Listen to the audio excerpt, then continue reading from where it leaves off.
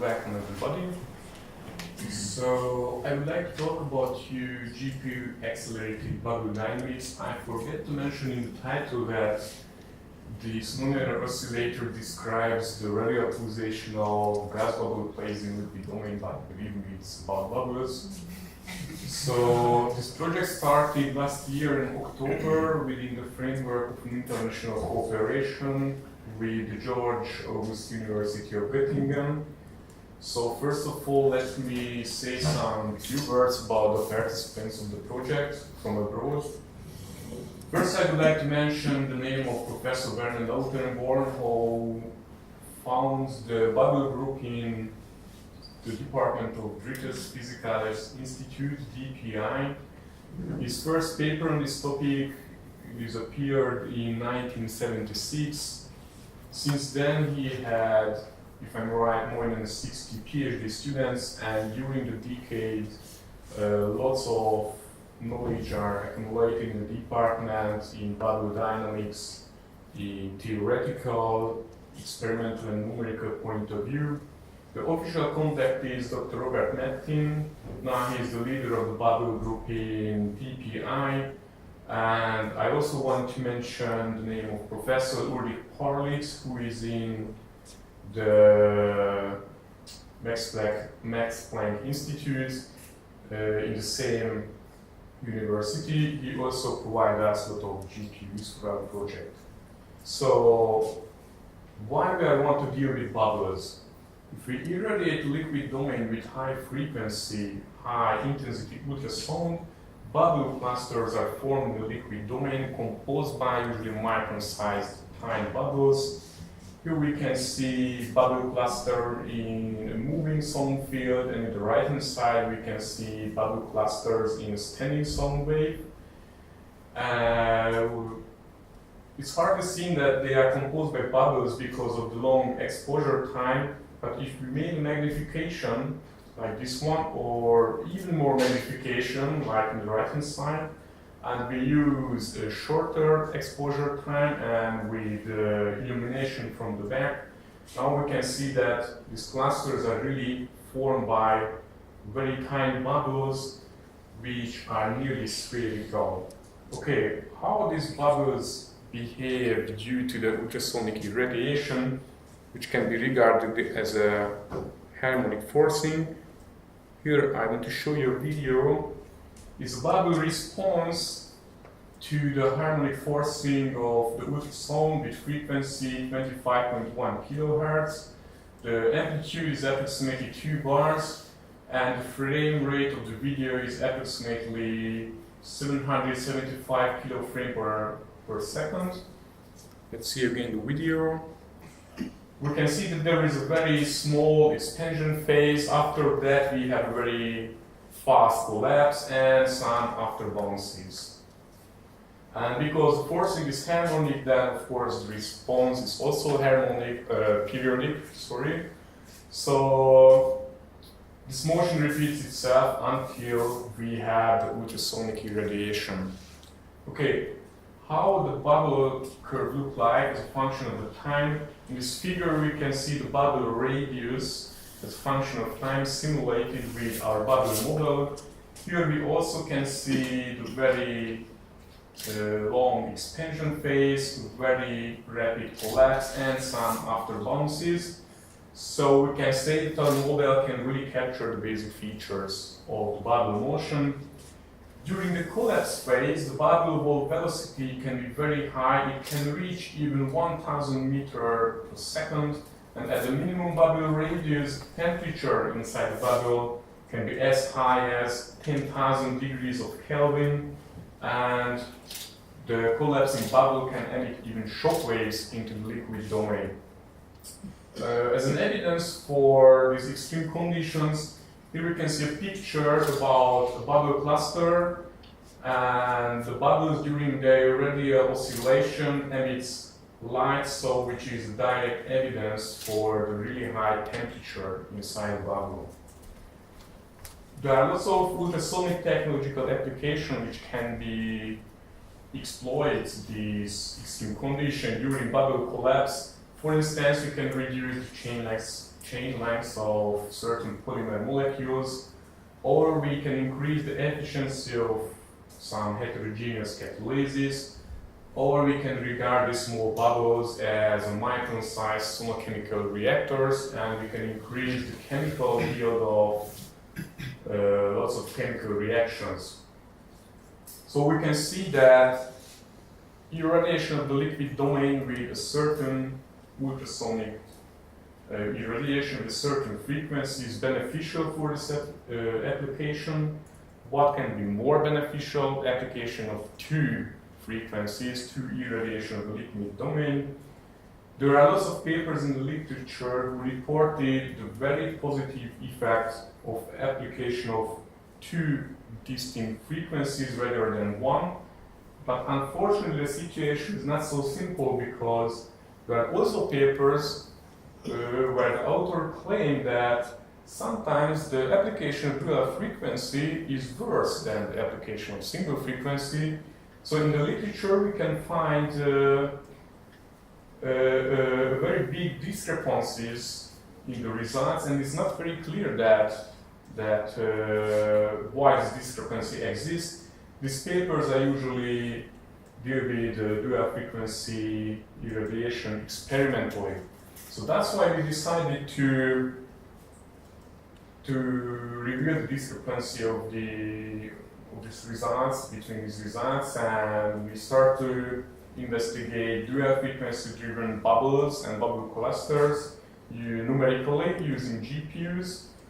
We want to use a bottom-up approach, so first we just concentrate on a single bubble, dual frequency driven single bubble, and after that we will extend our investigation to bubble clusters. So the model which describes the evolution, the radial pulsation of a single bubble is the Keller-Mixes equation. It's a second order, highly nonlinear differential equation. Here R is the bubble radius, which is a function of time. The dots is the time derivative. The pressure field sensed by the bubble is denoted by P infinity T, which is composed by a static component and periodic components with arbitrary frequencies. The main parameters during my investigation is the pressure amplitudes and the frequencies. Because the frequencies can vary between orders of magnitude, I just normalize them with the resonant frequency of the system, so I get relative frequency 1 and relative frequency 2.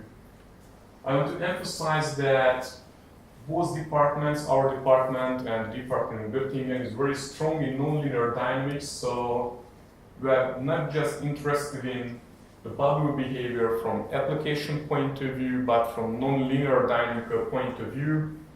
It's important because for application we have to extract quantities like maximum bubble radius, maximum bubble velocities, which are good indicators for the strength of the collapse, which is beneficial for application.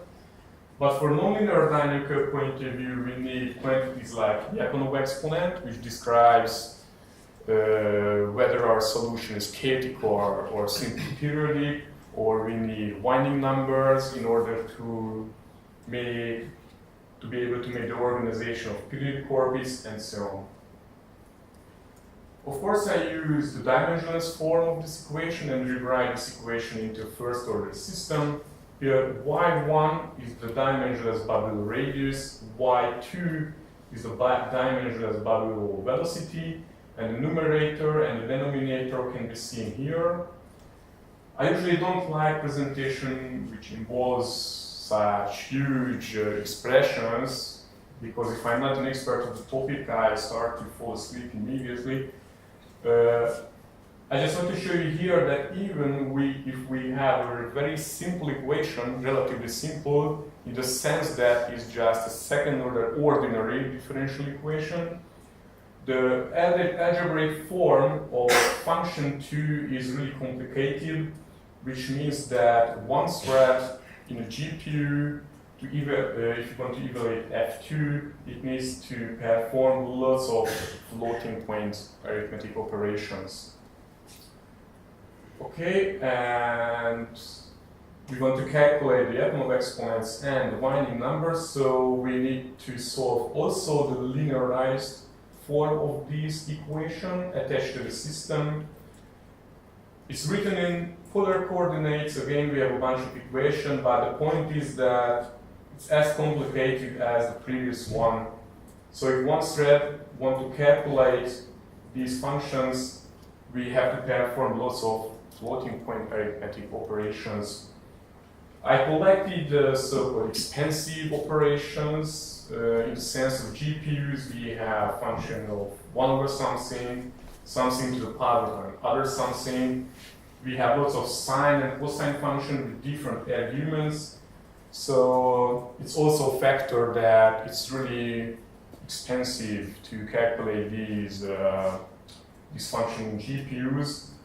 And moreover, we need to use double precision floating point operation. Think about the collapse phase. If we would like to resolve the very steep collapse of the bubble, we definitely need a double precision floating point operation.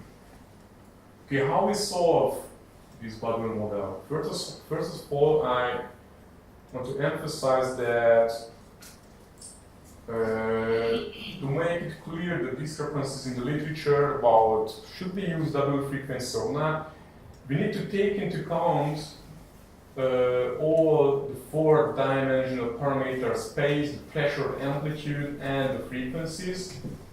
It's a relatively large dimensional parameter space. Let's say if we want to make a resolution of 100 for each parameter, we immediately have 10 to the power of 8 number of Keller-Mix's equation.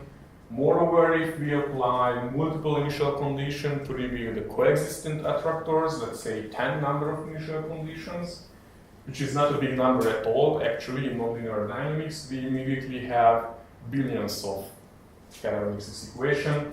So that's why we turn our attention to use GPUs. In our department, we have Titan Black NVIDIA video card. It has 1700 gigaflops double precision for floating point processing power.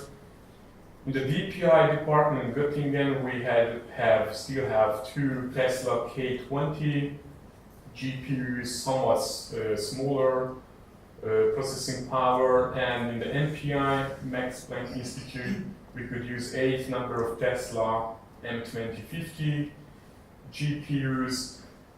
In the MPI, there will be available some number of Tesla P100 with a very high computational power, but it's still an open question how much such kind of cards we can use for our project. It's somehow a political issue, but we shall see. The numerical algorithm is a simple Runge-Kutta-Keskert method. It's an explicit solver, so we need only function evaluation, so it's really beneficial for GPUs. And it's an adaptive solver. Think about, again, that we have a small expansion phase, very rapid collapse, so the time scales of the response of the bubble can vary between orders of magnitude, so again, adaptive solver is mandatory. And keep in mind or observe that our problem is really suitable for GPUs. We have billions of small independent problems and only function evaluations are necessary. So it's really suitable for GPUs. Let's say some words about the implementation itself. We usually define some problem, let's say cover certain parameter range. It consists of usually millions of Keller-Mix's equations. From this bunch of equations, we select n number of equations. It is in the order of a few thousand equations. And we start to perform iteration on this equation on one of the GPUs. One iteration means integration of the system forward in time by one period of the excitation. Approximately the first 1000 iteration regarded as transient. behavior, so we just drop them, and we iterate the system forward in time for further approximately 4,000 iterations for the average quantities like Lyapunov exponent and Wigner numbers. And after the iterations are finished, we just store the results, choose another few thousand equations, perform the iteration of the GPU, store the results, and again, until we eat all the equations defined in our problems. We use the strategy of one thread, one system, which means one thread iterates over one Keller-Mixes equation. The Runge-Kuttus algorithm has built-in constants, altogether 26 if I remember well. These are stored in the constant memory, so these constants can be broadcasted to every thread. I do not use the shared memory because there is nothing to be shared between the different threads. I use registers per thread of 128 or 63, it depends on the architecture of the GPU. I use 64 number of threads in a block. Just a quick calculation with the occupancy calculator. It turns out that the occupancy is really low, only 25%, but it's not a problem because one thread needs to do tons of floating point arithmetic, so we can hide the latency of the main memory. So it's not a problem. Because we have an adaptive solver, we definitely have some warp divergence because the different Keller-Mixes equations do not finish at the same time, so we definitely have warp divergence. But if we use lots of blocks in a single streaming multiprocessor, then we can keep this warp divergence as small as possible. Okay, let's show some results. We choose two main control parameters, which was the pressure amplitudes. The resolution was 500 for each variable, and the ranges were 0 to 5 bar amplitudes, and we created high resolution biparametric plots like these ones at fixed relative frequencies. The relative frequencies were set from the following values: 1/10, 1/5, 1/3, half, 1, 2, 3, 5, 10. And we calculated such kind of biparametric plots from every possible combination of the relative frequencies. So altogether, we have right now 36 high-resolution biparametric plots. At each parameter combination, I use 10 randomized initial conditions to reveal the coexistent attractors in the system. So one such biparametric plots consists of approximately 2.5 million Keller-Mixes equation. Although we have already have lots of results, we feel that we need even more to perform even more computation to make reliable conclusions from application point of view. So now I want to focus on the nonlinear behavior of the bubble. And out of the 36 biparametric plots, I just want to show you 4 results. Here we can see an example for relative pressure 0.2 and 0.1. So the frequencies here is well below the resonant frequency of the system. Okay, one more notation. The smallest frequency is 1/10, the biggest is 10, so we cover 2 orders of magnitudes in the frequency range. You can see here that in the left-hand side we can see the Lyapunov exponent, which can distinguish the chaotic and periodic solution. The color-coded area is the chaotic solutions, and the grayscale domain is the simple periodic orbits. On the right-hand side, we can see the periodicities of the found solutions up to period 6. The black area is period 7 or higher, including the chaotic solutions. So we can see that the bifurcation structure is really complicated. It's true for the other cases also. For instance, for relative frequency 1, relative frequency, second relative frequency 0.1. Here we can see results for 3 and 1, and finally relative frequency 3 and 2. So again, the bifurcation structure is really complicated, so we feel just starting to scratch the surface. But I would like to show you that here we recognize a very interesting phenomena, and I would like to concentrate on this case. Observe that in the horizontal axis, here we have a short stripe of period 3 solution, and from this stripe, 3 branches of period 3 solution emerge. And here we have the vertical axis, relative frequency 2, and 2 branches collide exactly at the vertical axis. The same true for instance, for this period 2 solution, 1 branch, second branch, there is a third branch, but it cannot be seen here.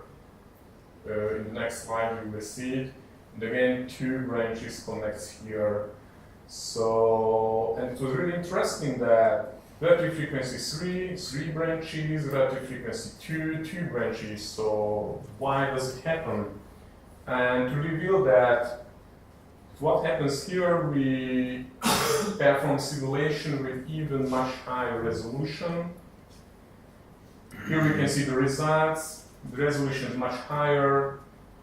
We extended the parameter space a little bit, and we increased the number of initial conditions from 10 to 25. So this figure contains altogether 250 million Keller-Mixes equation. I don't want to get very involved into the details because this conference is on GPUs, not on nonlinear dynamics. But with the help of this high-resolution plot now, we clearly know that what's happening here from nonlinear dynamical point of view. We are about to write a journal paper about these results to the Journal of Nonlinear Dynamics. And I will present the very details of this structure in the conference Enoch, organized by Gábor Stepan, and it will be held next week in the Budapest University of Technology and Economics. So just in case you are interested in. And yes, so final words. We use GPUs for our double frequency driven bubbles and later on for our bubble clusters. We are very satisfied with the performance of our code. We already have much higher, much more detailed results than already found in the literature. So we will continue working on this topic, and we shall see. Thank you for your attention, and if you have any question, please ask.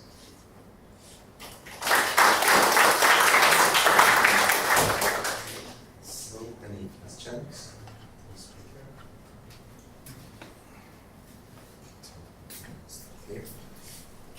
So what do you miss as far as computation is concerned?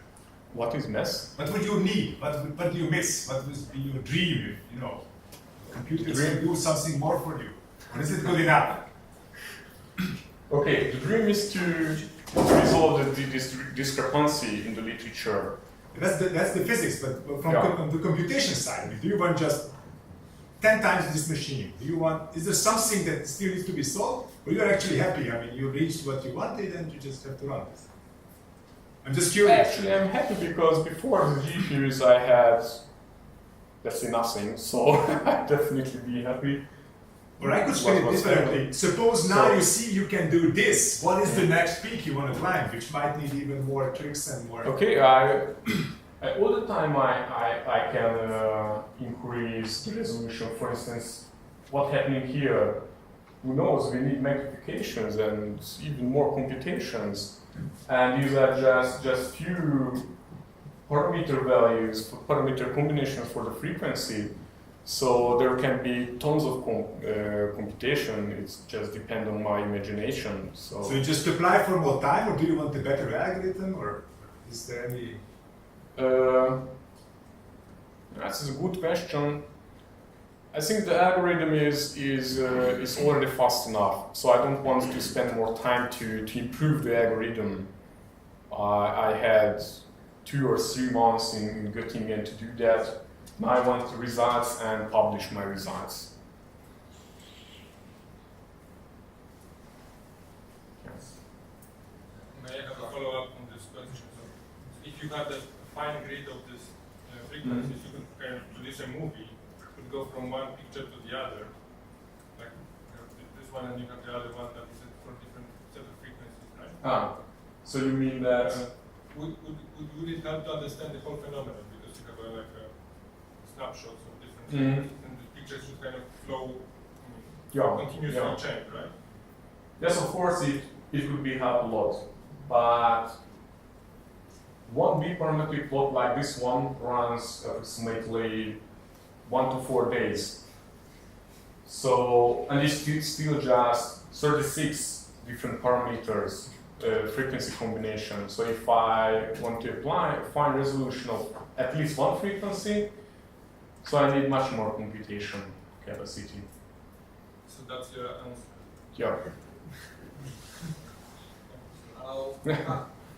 How many time iterations does it take to solve a single system? Time iteration, I think I had some numbers here. Time. So, you know, with the adaptive method, on average, how many Rubik steps? I forget it. But Ballpark. Actually, it's really depend on the parameters, because not all the parameter combination we have is very steep collapse, and so that's why it's not all the time the solver need to slow down because of this oscillation. So it's really depend on the parameter, but I don't know how much. And this of course depend on the precision, the required precision. I mean error tolerances. Okay, so no more questions then. Let's end the speaker again.